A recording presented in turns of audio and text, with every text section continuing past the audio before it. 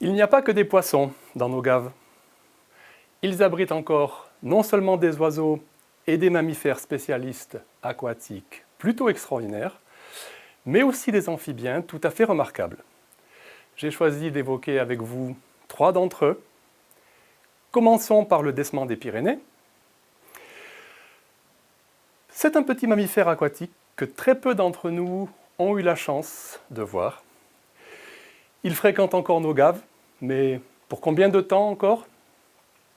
Dans le cadre d'un travail réalisé conjointement avec différents partenaires à Toulouse et à Montpellier, nous avons pu documenter un important déclin du décement des Pyrénées en France en à peine 25 ans.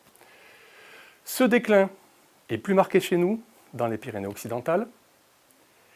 Les facteurs climatiques et hydrologiques ressortent comme ayant une influence majeure sur cette diminution, bien que d'autres facteurs, encore mal compris, aient également contribué au changement de distribution de l'espèce. Deuxième espèce remarquable, le cincle plongeur. À côté d'autres espèces d'oiseaux de rivière intéressants, comme la bergeronnette des ruisseaux et le chevalier guignette, le cincle, qu'on appelle aussi merle d'eau, est unique en son genre. C'est le seul passereau plongeur au monde.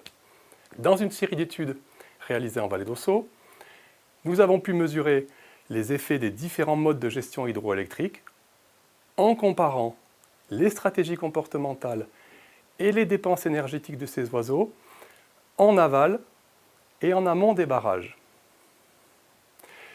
Les changements de débit, qui seront exacerbés par le changement climatique, conditionneront le maintien de cet oiseau unique le long de nos gaves. Troisième exemple, troisième espèce remarquable, la grenouille des Pyrénées.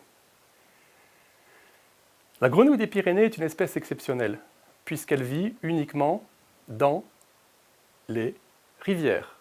Endémique de l'ouest des Pyrénées, la découverte de cette espèce est très récente, puisqu'elle remonte à 1993, et sa répartition française est restreinte à quelques ruisseaux seulement au Pays Basque et dans le Béarn.